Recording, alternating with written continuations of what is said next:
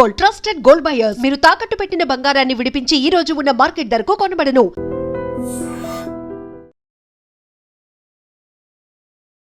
నమస్తే రమగారు. నమస్తే జయ. రమగారు, మనం వరప్రసాదుల సిరీస్లో ఉన్నామండి. సో 5 కూడా ఒక గ్రామానికి వచ్చారు. అక్కడ పగలు రాత్రిగా, రాత్రి పగలుగా మారిపోతా ఉంది. అక్కడ వింతలు విచిత్రాలు చూసి దీన్ని ఎట్లయినా సరి చేయాలనుకున్నారు కదా. తర్వాత ఏం జరిగింది? సరే, వస్త్రాలు నేస్తామని రాజుగారిని ఒప్పించారు. రాజుగారికి ఏం చెప్పారంటే, మా వస్త్రాలు ఎలాంటి మహిమాన్వితమైనవంటే వ్యభిచార దోషంతో పుట్టిన వాళ్ళకి కనపడవి ఇవి, మిగిలిన వాళ్ళందరూ వీటిని చూడగలరు. ఓకే. అంటే వ్యభిచార దోషంతో తల్లి క్యారెక్టర్ సరైంది కాని వాళ్ళకి కనపడవు, మిగిలిన వాళ్ళు వీటిని చూడగలుగుతారు, ఎందుకంటే ఇవి చాలా మహిమగలవి అనగానే రాజు ఒప్పుకున్నాడు. అంత అద్భుతమైనవి మనం చేయాల్సిందే కదా. కానీనుడు ఒప్పుకున్నాడు. సరేనన్నాడు. మీకు కావాల్సిన డబ్బులు ఇస్తామన్నారు. ఒక పెద్ద బిల్డింగ్ ఇచ్చారు, బోళ్ళంత డబ్బు ఇచ్చారు. హాయిగా వీళ్ళు కొన్ని రోజులు ప్రయాణం చేసి ఇక్కడికి వచ్చారు. ఒక నెలన్నర పాటు విందులు వినోదాలు బ్రహ్మాండంగా ఆ ఊళ్ళో ఉన్న రకరకాల అన్ని ప్లేసులు చూశారు. 5 ఉన్నారు కాబట్టి హాయిగా ఆడుకున్నారు, పాడుకున్నారు. పని వాళ్ళని పెట్టుకుని వాళ్ళు ఏం చేస్తున్నారో ఎవరికీ తెలీదు. సరే, రాజుకి నెలన్నర గడిచింది. బోళ్ళు డబ్బు ఇచ్చాము, వీళ్ళు ఏం చేస్తున్నారో చూడమని ఒక గ్రామ పెద్దలిద్దరిని పంపించారు. ఆ ఊరు తాలూకు జనాల్లో చాలామంది ఉంటారుగా. అందులో ఒక కారణము గారు, ఒక కాపు, అంటే మన పొలం పనులు చేయించే పెద్ద కాపు అంటారు ఆయన్ని, కులం కాదు అది. ఆ కాపు కారణం ఇద్దరు వచ్చారు. వచ్చాక వాళ్ళు వచ్చామని కబురు రంగానే వీళ్ళు 5 ఏవో ఆడుకుంటూ పాడుకుంటూ ఉన్న వాళ్ళు చకచకా కూర్చున్నారు. ఒకళ్ళేమో ఇట్లా దారం తిప్పుతున్నారు, ఇంకొకడేమో ఇట్లా లాగుతున్నాడు, ఇంకొకడేమో ఇట్లా చేసి వస్త్రాలు నేసేటప్పుడు ఎట్లా చేస్తారు, మగ్గాలు ఉన్నాయి, మగ్గం ఉంది, మగ్గాలు కొన్నారుగా, రాజు పంపించాడు కొత్త మగ్గాలు చేయించి. మరి వాడు దాన్ని ఇట్లా లాగుతున్నాడు, అక్కడ ఏం లేదు, అదే టక్కు అంటోంది. ఒకడు దారాలు, అక్కడి నుంచి ఇంకొకడేమో దీనికి ఏదో దారం పెట్టి తిప్పుతున్నాడు. తిప్పేసరికల్లా వీళ్ళు లోపలికి వచ్చారు. లోపల రాగానే వీళ్ళు తెల్లబోయారు. చూస్తే ఏమీ లేదు ఇక్కడ, ఏమనాలో అర్థం కాల. వాళ్ళకి ముందే తెలుసు. ఇక ఇక్కడ కూర్చున్న వసంతుడు ప్రవరుడు ఉన్నారుగా కుర్రాళ్ళు. వసంతుడు అన్నాడు, చూసారండి ఇలాంటి వస్త్రం ఎక్కడైనా చూసారా మీరు? పట్టు ఎందుకు పనికి వస్తుందంటే దీని ముందు ముట్టుకుని చూడండి అని ఇట్లా ఇచ్చాడు చేతికి. ఏమీ లేదు ఆ చేతిలో. వీడు ఇటా అన్నారు. ఏమనాలో అర్థం కావట్లేదు. ఇప్పుడు మాకు ఏది ఇక్కడ అని అడిగితే వెంటనే మీ అమ్మ సరైంది కాదు అనేది వచ్చేస్తుంది. తన తల్లి సరైంది కాదు, అయ్యో రామ్మ మా అమ్మ సరైంది కాదు, అందుకే నాకు కనపట్టలేదు అని కరణం గారు ఎరా బాగున్నాయి కదరా అని కాపుని అడిగాడు. ఆయనకి కనిపించట్లా, అక్కడ ఉంటేగా. ఆయన ఏమనుకున్నాడు, అమ్మో కరణం గారికి కనపడుతోంది, నాకు కానీ కనిపించట్లేదని అనుకుంటాడేమోనని. ఎంత బాగుందండి, ఏమి రంగండి, పట్టెందుకు సరిపోతుంది అయ్యగారు దీని ముందు అన్నాడు. వీళ్ళు ఈ దారం చూడండి ఎంత సన్నగా ఉందో చూడండి, వస్త్రం చూసారా పైన అయిపోయింది, సగం అయిపోయింది, అసలు దివారాత్రాలు కష్టపడి పనిచేస్తే ఇంత మటుకు వచ్చింది, దీని సొగసు ఇంత అంతా కాదు, ఇది కట్టుకున్నాక అసలు రాజుగారు దేవేంద్ర భోగం అనుభవిస్తాడు అంతేను అన్నారు. వీళ్ళిద్దరూ తెల్ల మొహాలు వేసుకుని బయటికి మాత్రం బ్రైట్గా మొహాలు పెట్టుకుని బయటకు వచ్చారు. ఇప్పుడు రాజుకి చెప్పాలి. ఇద్దరు పోయి రాజుకి అద్భుతంగా ఉంది వస్త్రం అన్నారు. కనపడలేదని చెప్తే కొంప మునిగిపోతుంది. అవును కదా. ఎవరైనా సరే దీన్ని బయట పెట్టుకుంటారా? కాముగా ఉన్నారు. రాజుగారు ఇంకా ఉద్రేకపడిపోయాడు. ఎప్పుడు చూస్తామని. ఇంకో 2 నెలలు గడిచింది. మొత్తం మీద 3 నెలలు నిండిన తర్వాత రాజుకి కబురు చేస్తారు, వస్త్రాలు తయారైనాయి, ఈ వస్త్రాలు కట్టుకుని మీ ఇద్దరు భార్యాభర్త కలిసి ఉంటే మీకు అద్భుతమైన కుమారుడు కలుగుతాడు, కాబట్టి మీరు చక్కగా భద్రగజం మీద ఊరేగింపుగా బయలుదేరి దేవాలయానికి వెళ్ళి అర్చనలు చేయించుకుని బాగా ఇతోధికంగా దానాలు అవి చేసి ఊరేగింపుగా వస్తే మేము వస్త్రాలు కట్టిస్తాం, ఆ వస్త్రాలు కట్టుకుని ఊరేగింపుగా వెళ్ళిపోవచ్చు అంతఃపురానికి అని చెప్పారు. కోటకు వెళ్ళిపోవచ్చు. రాజు రాణి కూడా. సరే, రాజుగారు రాణిగారు భద్రగజం మీద ఊరేక్కుంటూ వచ్చారు. మరి రాజు అన్నాడు, ఇంత అద్భుతమైనది చేసేటప్పుడు మీరందరూ ఉండకపోతే ఎట్లాగా? మంత్రి సామంత దండనాయక సైన్యాధిపతి సమస్తమైన గుంపు అందరినీ పిలుచుకొచ్చాడు. గుంపంతా పోయారు గుళ్ళోకి, అదంతా బయటకు వచ్చారు. వచ్చి ఈ వరప్రసాదులకు ఇచ్చిన బిల్డింగ్ దగ్గర ఆగారు. అందరూ లోపలికి వెళ్ళారు. రాజు రాణికి ఓ మంచి కుర్చీలు వేసి కూర్చోబెట్టారు. 2 పళ్ళేలు పుచ్చుకొచ్చారు. వసంతుడు దండు ఇద్దరు కలిసి ఏర్పెట్టారు. ఇదిగోండి వస్త్రాలు అన్నారు. రాజుగారు చూస్తున్నారు, ఆయన కనిపించట్లేదు, ఏమీ లేదు అందులో. వస్త్రమేది అందామంటే భయం వేసింది. రాణి కేసు చూశాడు. రాణిగారు ఆవిడకి కూడా ఏం కనపడలా. మా అమ్మ ఏమైనా సరైంది కాదా, ఆవిడకి ఏదైనా సమస్య వచ్చిందేమో మా నాన్నగారితోటి అని అనుకుని కామ్గా ఊరుకుంది. ఈయన రాణి మొహంలో ఎక్స్ప్రెషన్ ఏం కనపడిపోయేసరికి, అంటే కామ్గా చూస్తోంది కదా. రాజు అన్నాడు, ఆహాహా వస్త్రాలు ఎంతో బాగున్నాయి కదా రాణి అంటే, అవును ప్రభు, మీలాంటి వాళ్ళు కట్టుకోదగిన వస్త్రాలు ఇవి. ఎందుకంటే మీరు పగటిని రాత్రిగా, రాత్రిని పగలుగా మార్చారు మీరు. మీలాంటి వాళ్ళు మీలాంటి వాళ్ళు కట్టుకోవాల్సిన వస్త్రాలు కదా ఇవి అనేసరికి రాజు, అమ్మ రాణి కనపడుతోంది, నాకు కనపడలేదు. అంటే ఈ రాచకోటల్లో ఇలాంటివి ఏవేవో జరుగుతాయి. అయ్యో మా తండ్రి కాదా, అయ్యో అని తన లోపల పిసికేసుకుంటున్నాడు. ఏం చేయాలో తెలియటం లేదు. ఊరుకున్నాడు, కానీ ఎక్స్ప్రెషన్ ఇవ్వకూడదు బయటికి. రాణి గారు, అయ్యో మా అమ్మకి ఏదో సమస్య ఉంటుంది, అందుకే ఇలా అయింది. ఈయన చక్కగా ఆనందిస్తున్నాడు అంటే ఈయన కనపడుతున్నట్టు కదా. సరే, ఈ లోపల వసంతుడు ఏం చేశాడు, ఆ పళ్ళెంలోంచి ఇట వస్త్రం పైకి తీసినట్టు యాక్షన్ చేశాడు. తర్వాత దాన్ని ఇట్ట తీసాడు, దులిపాడు, కుర్చీలు పెట్టి రాజుగారికి పంచగట్టించడానికి సిద్ధపడ్డాడు. మీ వస్త్రాలు తీస్తే ఇవి నేను కడతానన్నాడు. రాజుగారు చక్కగా పైన వస్త్రం కూడా తీసి పక్కన పెట్టి పంచగట్టుకోవాలంటే ఏముంది, నుంచోవాలి.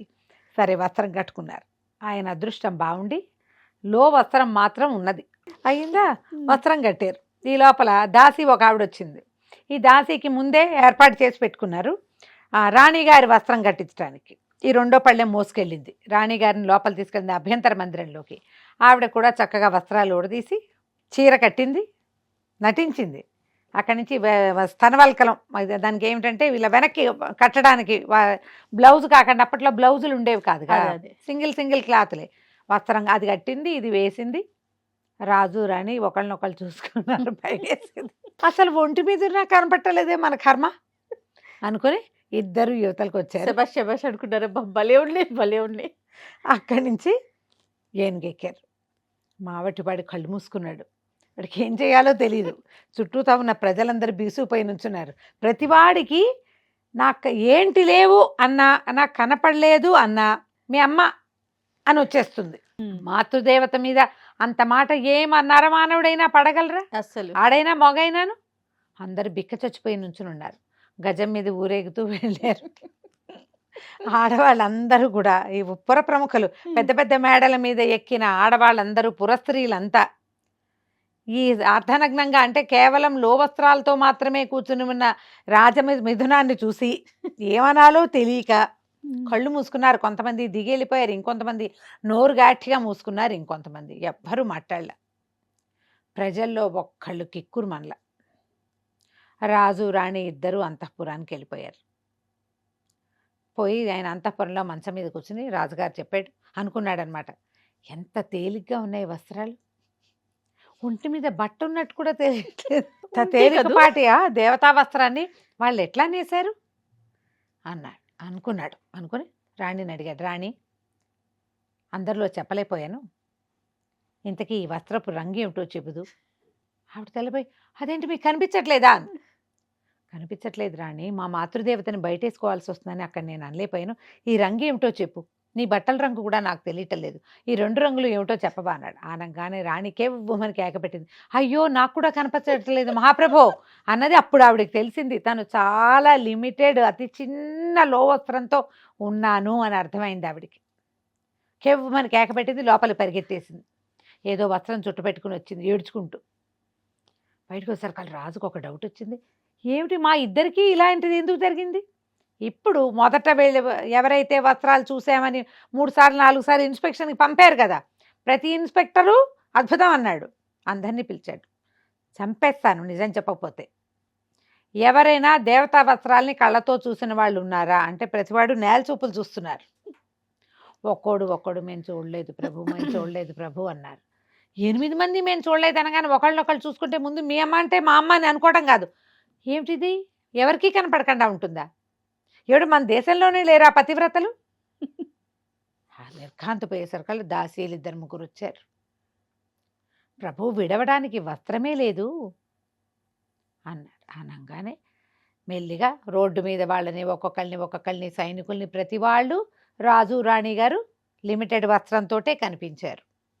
రాజుకి పిచ్చి కోపం వచ్చేసింది. తనొక్కడే అర్ధనగ్నంగా ఊరేగటం కాకుండా ఏనాడు ప్రజల మొహం చూడని మహారాణిని, పాపం ఇంత పని చేశానే, పట్టుకురండి రా వాళ్ళని, పద్మశాలీలు ఎక్కడున్నారు అన్నారు. అనగానే మొత్తం సైనికులంతా వెళ్ళి వరప్రసాదులకి ఇచ్చిన బిల్డింగ్ మీద పడ్డారు. అక్కడ పెట్టా పురుగు లేదు. వీళ్ళు పెట్టిన బోల్డ్ అంత డబ్బు గిబ్బు ఇచ్చారుగా, అన్ని సంచులతో సహా వెళ్ళిపోయినాయి. వీళ్ళు ఇచ్చినటువంటి మగ్గాలు మాత్రం ఉన్నాయి. అక్కడ ఒక ఉత్తరం రాయబడి ఉంది రాజుగారి పేరు మీద. పరిగెత్తుకుంటూ సైనికులు పట్టుకొచ్చి రాజుగారికి ఇచ్చారు. సరే, అందులో ఉత్తరంలో ఏముంది, నువ్వు అంటే అకార్యకారణకుడివి, నువ్వు ఏది చేయకూడదో ఆ పని చేసే రాజుకి, రాజు అయినటువంటి కానీనుడికి ఇంద్రుని దేవతలు రాస్తున్నటువంటి, దూతలు రాస్తున్నటువంటి ఉత్తరం ఇది. నువ్వు పగటిని రాత్రిని, రాత్రిని పగటిని చేసావు. బుద్ధిమంతుడైన సుబుద్ధిని తీసేసి తెలివి తక్కువవాడు, అకార్యకారణం చేసేవాడు, అంటే ఏది చేయకూడదో అకార్యకారణం చేసేటువంటి కుబుద్ధిని మంత్రిగా పెట్టుకుని పగటిని రాత్రిని చేసే ప్రయత్నం చేసావు నువ్వు. నీకు శాస్తి చేయటానికి, బుద్ధి చెప్పడానికే ఇంద్రుడి పనుపున మేము వచ్చిన దేవదూతలం. నువ్వు మళ్ళీ ఈ పద్ధతి మార్చుకో, లేకపోతే నీకు శాస్తి చేయబడుతుంది, ఇది చాలదు నీకు అని రాశారు. ఈయన నిర్ఘాంతిపోయాడు. ఇంద్రుడి దేవతలు అంతే అయి ఉంటుంది, దేవతావస్త్రాలు అని చెప్పారుగా, వాడు ఎంత మూర్ఖుడో చూడు, ఇది మనుషుల పని అని అనుకోలే. ఇప్పటికీ కూడా అనుకోకుండా అమ్మ ఇంద్రుడితోటి మనకు వైరం ఎందుకని కుబుద్ధిని ఊళ్ళో నుంచి బయటికి పంపించేసి సుబుద్ధి ఎక్కడన్నాడో వెతకండి రా అని ఆ రెండో పేద మంత్రి గారిని పిలిపించుకుని ఆయన చెప్పిన ప్రకారంగా రాజ్యాన్ని మళ్ళీ రాత్రి పగలుగా మామూలుగా మార్చుకుని జాగ్రత్తగా ప్రజారంజకంగా రాజ్యం చేశాడు. ఈ దేవతా వస్త్రాల కథ మనం ఎన్ని చోట్ల ఎన్ని విధాలుగా వింటాము. అవును, రోడ్డు మీద ఉన్న పిల్లాడే ఒకటి చెప్పేశాడని ఒక కథ ఒకటి వింటాం. ఇది మనకి పాతకాలపు కథలు ఈ కథ చెప్తారు, రాజే స్వయంగా తెలుసుకున్నాడు అని. సరే, ఇలా వెళ్ళిపోయారు వీళ్ళు వరప్రసాదులు. ఇక్కడి నుంచి బయటికి వెళ్ళిపోయాక ఉత్తర దిక్కుగా బయలుదేరి వెళ్ళారు. వెళ్ళేసరికల్లా వాళ్ళకి ఎంత పెద్దదోగా ఉన్నటువంటి ఒక మర్రి చెట్టు కనపడింది. అది విచిత్రంగా 5 పక్కలకి శాఖలు, 4 పక్కలకి శాఖలు విస్తరించి ఉంది, 4 దిక్కులకి 4. సరే, ఆ చెట్టు కింద కూర్చుంటే కాదు, ఇట్లా దారిలాగా వైపులాగా వెళ్తున్నాయి ఏమిటి ఈ శాఖలు, ఈ చెట్టు అని బాగా ఆలోచించి ఆ పూట అక్కడ విశ్రాంతి తీసుకున్నారు. ఏదో తిన్నారు, ఖాళీగా ఉన్న తర్వాత ఏమనుకున్నారు, ఈ చెట్టు పట్టుకుని వెళ్తే అక్కడ ఏం కనపడుతుందో చూద్దాం అనుకున్నారు. గుర్రాలు ఉన్నాయి వీళ్ళ దగ్గర. సరే, ఏమన్నారు, ఈ గుర్రాలను ఇక్కడ వదిలిపెడదాం, దండుడు ఇక్కడ కాపలా ఉంటాడు, మనం నలుగురం 4 పక్కలకి వెళ్దాం అని చెప్పి వసంతుడు, ప్రవరుడు, వారాగద, రాముడు, వీళ్ళు ఎవరిది సాంబుడు, నలుగురు 4 పక్కలకి వెళ్ళిపోయారు. ఒకడిని ఇక్కడ ఉంచారు, వాడు ఆ గుర్రాలు పెట్టుకుని అక్కడ ఉన్నాడు. ఇదని చివరి దాకా వెళ్ళి అక్కడ ఏమున్నాయో వింతలు విడ్డూరాలు విశేషాలు ఏమేమి ఉన్నాయో చూసి వెనక్కి వచ్చి మళ్ళీ చెప్పుకోవాలి. అదే ప్లేస్కి రావాలి, మళ్ళీ ఆమె మర్రి చెట్టు కొమ్మ పట్టుకుని వెనక్కి వచ్చేలాగా అని చెప్పి మాట్లాడుకున్నారు. అందరూ తలా ఒక దిక్కు వెళ్ళిపోయారు. రాజుగారి కుమారుడైన వసంతుడు వెళ్ళింది ఒక దిక్కు, ఒకవైపుకు వెళ్ళాడు. వెళ్ళగా వెళ్ళగా వెళ్ళగా క్రమంగా ఏమైంది, ఆ చెట్టు మీద నుంచి చెట్టు మీదకి ఎక్కి కొమ్మ మీద నడుచుకుంటూ పోయారనమాట. అసలు దారి కూడా చిన్నదైపోయింది, అతి సన్నగా ఉంది, పాక్కుంటూ కూడా వెళ్ళాల్సి వస్తుంది. ఆ చెట్టు కొమ్మ చివరి దాకా వెళ్ళి ఆ కొమ్మ దిగాడు అతను. దిగితే అక్కడ పెట్ట పురుగు మనిషి ఎవ్వరూ లేరు, ఏమీ లేదు అక్కడ. కానీ ఒక పెద్ద భవనం ఉంది, ఎంత పెద్దదో. తర్వాత సముద్ర తీరము కనపడుతుంది, బీచ్లో ఉందన్నమాట. ఓహో, ఇక ఇతను ఏం చేశాడు, మెల్లిగా దిగి ఆ బీచ్ వెంబడి నడుచుకుంటూ దూరంగా కనపడుతున్నటువంటి ఆ భవనం వైపుకి వెళ్ళాడు. వెళ్తే నడవగా బిల్డింగ్లో కూడా ఎక్కడ మనిషి పొలకువ లేదు. అతను తలుపు తోసుకుని లోపలికి వెళ్ళాడు. వెళ్తే లోపల భవనం లోపలికి వెళ్ళిపోయి హాల్ లోపల అవన్నీ దాటి వెళ్ళాక ఒక పెద్ద కిటికీ, అక్కడ ఒక హంసతూలికా తల్పం లాంటి ఒక తల్పం, ఒక ఉయ్యాల, బంగారు ఉయ్యాల, అవి కనపడ్డాయి. అందులో ఒక అందమైన అమ్మాయి కనిపించింది. ఆ అమ్మాయి ఆశ్చర్యపోయింది. అది రెండో మనిషిని చూశారు కదా ఆ పిల్ల, ఒక్కతే ఉంటుంది ఎప్పటి నుంచో. ఆ అమ్మాయి ఆశ్చర్యపోయి నువ్వెవరు ఏమిటి అని కనుక్కుంది. ఆ అమ్మాయి పేరు కళావతి. ఆ అమ్మాయి ఏం చెప్పిందంటే, ఇక్కడ ఎవరు ఉండరు, నేను ఒక్కదానే ఉంటాను, ఇది ఒక రాక్షసిది ఈ భవనం. ఈవిడ అవంతి దేశం మీద పడి అందరినీ విరుచుకు తిని మా అమ్మని నాన్నని చంపేసింది. అవంతి రాజకుమార్తెని నేను. అక్కడి నుంచి వాళ్ళని చంపేశాక చంటిపిల్లని, నన్ను 2 ఏళ్ళు కూడా లేవు నాకు, బంగారు తూగుటుయాలతో సహా తీసుకొచ్చేసింది. నన్ను ముద్దుగా ఇక్కడ నుంచి పెంచుకుంటోంది. ఎప్పటికప్పుడు బయటికి వెళ్ళిపోయి మళ్ళీ వస్తూ ఉంటుంది. ఒక మాంత్రికురాలు, రాక్షసి లేదా అది ఊరి మీదకి వెళ్ళి వింతలు విడ్డూరాలు విశేషాలు అన్నీ ఏమైనా వస్తువులు ఉంటే పట్టుకొస్తుంది ఇక్కడికి నేను ఆడుకోవడానికి. నన్ను చక్కగా చూసుకుంటుంది. నన్ను మాత్రం బాగా ముద్దుగా ప్రేమగా చూసింది. మంచి మంచి బట్టలు తెస్తుంది, నగలు తెస్తుంది, బోల్డ్ వస్తువులు తెస్తుంది, ఆడుకునే వస్తువులు కూడా పట్టుకొస్తుంది, మంచి ఆహార పదార్థాలు వస్తాయి. వచ్చి నన్ను చూసి రాత్రి పడుకుని మళ్ళీ లేచి వెళ్ళిపోతుంది. నేను ఇక్కడ ఒక్కదాన్నే ఉంటానంది. అనేసరికి వీడికి మంచి సరదా వచ్చింది. ఈ అబ్బాయికి 20 ఏళ్ళు దాటినవాడు, ఆ పిల్లకు ఒక 16 ఏళ్ళు ఉంటాయి. ఆ పిల్లతో కాస్త చేతులు పుచ్చుకుని ఆడాడు. అటు ఇటు కిందకి పైకి వెళ్ళారు. దానికి కూడా రెండో మనిషి వచ్చేసరికల్లా వింతలు విడ్డూరాలు విశేషాలు, తాము ఎట్లా బయలుదేరారు, ఈ రాజును ఎట్లా మోసం చేశారు, ఈ కథలన్నీ చెప్పాడు. ఇద్దరు కలిసి విహరించడం మొదలుపెట్టారు. ఏవో బోడు పదార్థాలున్నాయి తిన్నారు, పళ్ళున్నాయి కోసుకుని తిన్నారు, హాయిగా సుఖంగా ఉన్నారు. గాంధర్వ విధిని వివాహం చేసుకున్నాడు ఆ పిల్లని. కొద్ది రోజులు గడిచేసరికల్లా మా అమ్మ వస్తుంది, నిన్ను ఉడుముగా చేసి ఇక్కడ దాచిపెడతా, నువ్వు గోడను పట్టుకుని ఉండు, మా అమ్మ వెళ్ళేదాకా నువ్వు కనపడద్దు అని చెప్పింది. ఈ కుర్రాన్ని అది రాక్షసి నేర్పిన మాయలు చిన్న చిన్న మంత్రాలతోటి వసంతుణ్ణి ఉడుముగా చేసి గోడ మూలన తగిలించేసింది. గోడలు పట్టుకుని ఉంటాయి ఉడుములు. రాక్షసి వచ్చింది. వచ్చాక ఏమిటే నరవాసన వస్తుంది అంటే, నేను మనిషినేగా, నా వాసనే వస్తుంది, కాదంటే నన్నే చంపు తినేసేయి అని పోటాడింది కళావతి.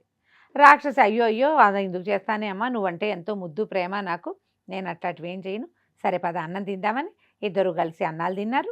తర్వాత ఏమో ఆ రాక్షసి కొత్తగా తెచ్చిన వస్తువులన్నీ బంగారు వస్తువులు అవి ఇవి చూపించింది. పడుకొని నిద్రపోయింది. తెల్లవారాక వెళ్ళొస్తా మళ్ళీ వస్తానని వారం వారం వస్తుందన్నమాట. వెళ్ళిపోయింది. వెళ్ళిపోగానే ఈ పిల్ల ఏం చేసింది, ఆ ఉడుముగా మారిన వసంతుణ్ణి మళ్ళీ మనిషిగా మార్చేసింది. వారం రోజులు కులాసాగా విహరించారు. తల్లి వస్తోంది అనగానే తెలిసిపోతుంది దానికి. కుర్రాన్ని ఉడుముగా మార్చేస్తుంది. కొన్ని వారాలు గడిచిపోయినాయి. ఇద్దరు కులాసాగా వండుకుని తింటున్నారు, పరుగులు పెడుతూ ఆడుకుంటున్నారు, సముద్ర తీరంలో ఆడుతున్నారు, నీళ్లలో. కొత్తలో ఏముంది, కొత్తగా పెళ్ళిళ్ళైన వాళ్ళకి చాలా సరదా ఉంటుంది, మొదట్లో అంత బోర్ కొట్టదు. ఈ మాట్లాడుకోగా వసంతుడు అన్నాడు, ఈ దిక్కుమాలిన గోలేమిటి, నువ్వు ఒక్కదానివే పడి ఉండటం ఏమిటి, రాజకుమార్తెవి, పోనీక రాజకుమార్తె కాకపోయినా మనుషులు సహాయం కావాలి కదా, అన్ని పనులు నువ్వే చేసుకుంటూ ఎవ్వరూ లేకుండా రెండో మనిషి కనపడకుండా ఎందుకు ఉండాలి, నాతో వచ్చేద్దు కానీ మన వెళ్ళిపోయి మన స్నేహితులను కలుసుకుని మా ఊరు వెళ్ళిపోదాం. అవంతి దేశంలో ఎవరు మీ వాళ్ళు లేరు, కానీ మా దేశం నిండా మనుషులు ఉన్నారు కదా అంటే ఈవిడ పోనివ్వదు. ఎట్లా అంటే ఈ రాక్షసుని చంపేద్దాం, అదేం పెంచింది కానీ నీ తల్లి కాదు, అది మనిషే కాదు, ఎన్నాళ్ళు ఇలా ఉంటావు అని బాగా ప్రోద్బలం చేశాడు. ఆ రాక్షసి ఎట్లా చచ్చిపోతుందో తెలియదు, దాన్ని ఏం చేస్తే ఏమవుతుందో తెలియదు. ఇప్పుడు రాక్షసి ఎలా చనిపోతుందో కనుక్కోవాలని భావించారు. ఎలా రాక్షసిని చంపారు, వీళ్ళిద్దరూ వెనక్కి వెళ్ళారా, తర్వాయి భాగంలో తెలుసుకుందాం. తప్పకుండా రమ్మగారు. నమస్తే. నమస్తే జయ. And for more videos, Please subscribe to iDream. Please subscribe to iDream. Please subscribe iDream. And please subscribe to iDream. For more videos, subscribe to iDream. please like, share and subscribe to the channel. Congratulations, iDream. Subscribe to iDream. Subscribe to iDream. So subscribe to iDream Media. iDream ki iDream team andarki huge congratulations. Please subscribe iDream Media. Please subscribe to iDream. Subscribe iDream. Please subscribe to iDream. iDream అంటే నా కళల ఛానల్ను subscribe చేసుకున్న నోరు తిరుగుతలేదు, మీరైతే గంట గుర్తు కొట్టండి. For more such videos, please subscribe to iDream. Subscribe to iDream. Please subscribe to iDream. Please subscribe iDream Media. Please do subscribe to iDream. Please subscribe to iDream Media. For best entertainment and information, please subscribe iDream. And don't forget to subscribe to iDream.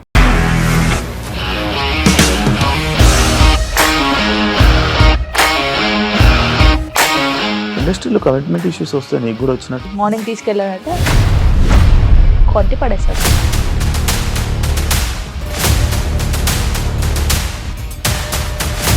ఒక్కళ్ళు కూడా చూడలేదు ఈ cinema అని చెప్పడానికి కూడా చాలా ధైర్యం కావాలి. అది నిజం కదా, దాంట్లో ధైర్యం ఏంటి? ఇది నెక్స్ట్ డే ప్లేట్ మార్చేస్తే తప్పు కదా. As of now, we are comfortable this అని నేను అనుకుంటున్నాను. రష్మిక గారిది మీది ఒకే ఊరంట కదా.